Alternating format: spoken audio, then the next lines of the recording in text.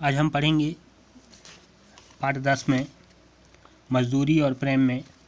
आज पढ़ेंगे प्रश्न उत्तर। ठीक है, सबसे पहले है लघुत्तरी प्रश्न। पहला है स्वभाव से साधु कौन होते हैं। ठीक है, तो इसका उत्तर है साधु वह होते हैं जो बिना किसी स्वार्थ के समाज कल्याण के लिए कार्य करते हैं। ठीक है, उनका उद्देश्य समाज सेवा होता है। इस दृष्टि से देखें तो हल चलाने वाले किसान तथा भेड़ चराने वाले गड़ेरिये साधु ठहरते हैं। उनका वेश भले ही साधु जैसा ना होता हो, किंतु उनका स्वभाव साधु जैसा ही होता है। तो हल जो साधु का बात किया गया है इसमें, तो साधु हल चलाने वाले और भेड़ चराने वाले को लेखक ने साधु कहा है। दूसरा है किसान को ब्रह्मा के समान क्यों माना है। ठीक है, तो इसमें है इसका उत्तर होगा ब्रह्मा ने संसार बनाया है। ठीक है, जिस प्रकार ब्रह्मा ने संसार बनाया है, किसान भी अन्न पैदा करने में ब्रह्मा के समान है। वह भी परिश्रम करके गेहूं चावल आदि की पैदावार करता है। स्वयं भूखा रहकर इस अनाज फल दूध आदि से संसार का पेट भरता है। वह पत्ते फूल तथा फलों में ही अपना जीवन चला लेता है। इस कारण अतः लेखक ने किसान को ब्रह्मा के समान ही माना है।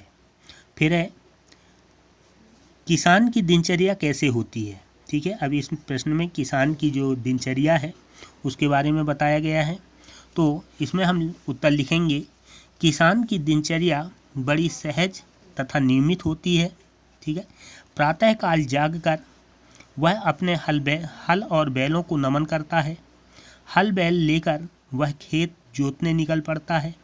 वह दिन भर खेत में काम करता रहता है। दोपहर की तेज धूप भी उसे अच्छी लगती है। उसके हृदय में श्रेष्ठ भाव जागते रहते हैं। ठीक है, फिर है घर आए मेहमान का स्वागत किसान किस तरह करता है। अब इसमें ये बताया गया है कि जो मेहमान उसके घर आते हैं उसका स्वागत वो किस प्रकार से करता है। तो जो घर आए मेहमान का स्वागत किसान सरल निश्चल एवं समर्पण से भरा जीवन जीता है। जो किसान है वो निश्चल सरल बिल्कुल जीवन जीता है। उसमें बनावटीपन नहीं होता, वह दिखावा नहीं करता। जब कोई मेहमान उसके यहाँ आता है तो वह उसका सरलता से स्वागत करता है। उससे मीठी वाणियों में बात करता है, मीठा जल पिलाता है और भोजन कराता है। इस प्रकार घर आए मेहमान का स्वागत करता है। किसी भेड़ के अस्वस्थ होने पर गड़ेरिया कैसा अनुभव करता है। ठीक है, जो भेड़ हैं वो अस्वस्थ हो जाते हैं, बीमार पड़ जाते हैं, तब गड़ेरिया कैसा अनुभव करता है। तो इसका उत्तर होगा कि किसी भेड़ के बीमार होने पर गड़ेरिया के परिवार पर संकट आ जाता है। सारा परिवार दिन रात उसी के पास बैठा रहता है। भेड़ से ज़्यादा दर्द होने पर भेड़ के जितने ज़्यादा दर्द होता है, परिवार के सभी लोग आकाश की ओर देखकर आराम की प्रार्थना करते हैं। उनकी आंखों में बेचैनी भरी होती है।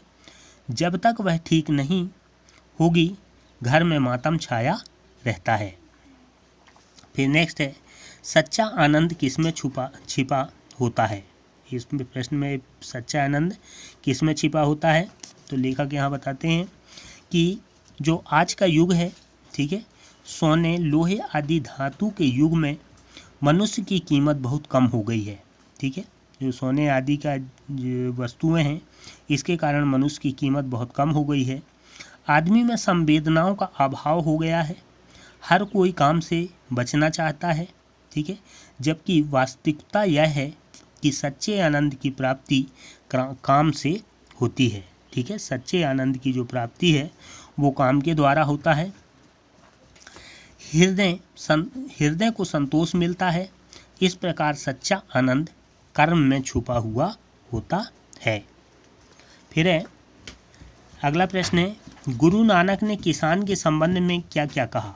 ठीक है, इस प्रश्न में किसान अपने परिश्रम से अन्न दूध आदि पैदा करता है। ठीक है, गुरु नानक ने किसान के संबंध में कहा कि किसान अपने परिश्रम से अन्न दूध आदि पैदा करता है और संसार का पेट भरता है। वह स्वयं तो भूखा नंगा खुले आकाश के नीचे रहता है, परंतु दूसरों का प्रबंध करने में लगा रहता है। ठीक है। वह किसी को धोखा नहीं देता, उसका हृदय निर्मल निश्चल होता है। किसानों में दया वीरता प्रेम आदि के भाव अपार मात्रा में होते हैं, भोलेपन में अद्भुत हैं।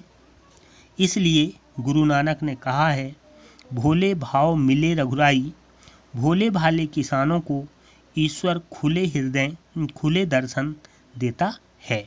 ईश्वर का दर्शन उनको खुले मन से प्राप्त होता है।